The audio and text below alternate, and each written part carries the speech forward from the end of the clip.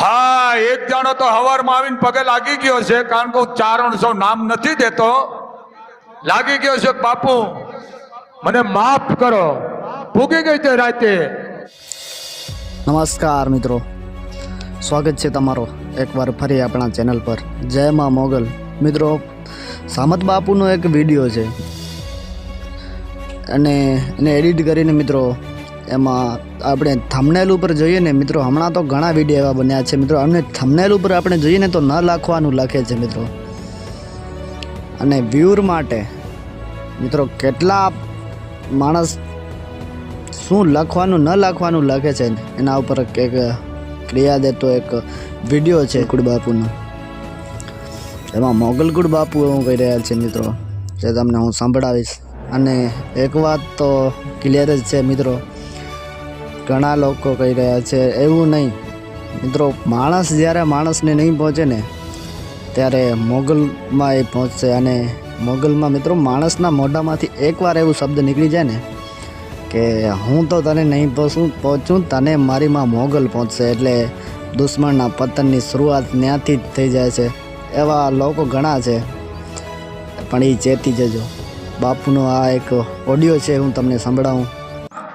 કે જેની માં મોગલ હોય, વાતું કરવા વાળા ભલે કરતા હોય બાપડા, પણ એટલું ધ્યાન રાખજો, તમારી વાતું કરવાથી બાપુને તાકાત હતી પણ હવે વધારે મળી ગઈ છે. શું કામ? કે નિંદામણ ઉગે એટલે એની ઉપર રાપ આલે છે મોગલની. એમ જેટલું તમારે ધોળા કરો એટલા દીકરાઓ મારા કરી લેજો, પણ આ વડવાળીની જેથી તમારી ઉપર લાઠી પડી છે ને તેથી અહીંયા મોઢામાં પગરખા લઈને તમારા બાપને કહેવા આવવું પડી છે કે બાપુ અમે તમારા ગુનેગાર છે. હા, એક જણો તો હવારમાં આવીને પગે લાગી ગયો છે, કારણ કે હું 400 નામ નથી દેતો.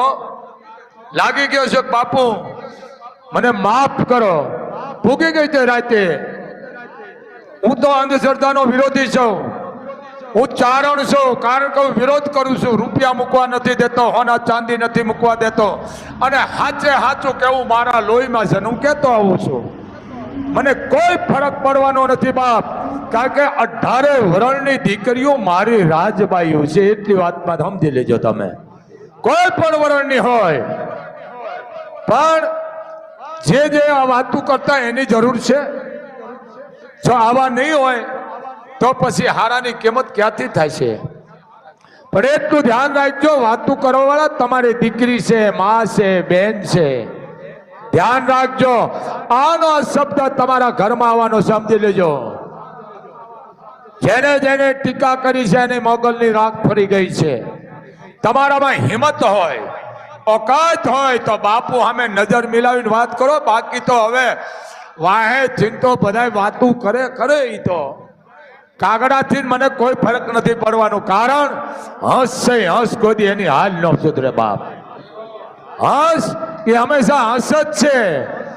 એમ જે કાગડા રૂપી કામ કરી રહ્યા છે એને કહી દઉં છું જાહેરમાં, તમારી ઓકાત હોય બાપુ આમાં આવો, દીકરાઓ ખબર પડે તમે કેમ વાત કરી શકો છો બાપુ આમાં.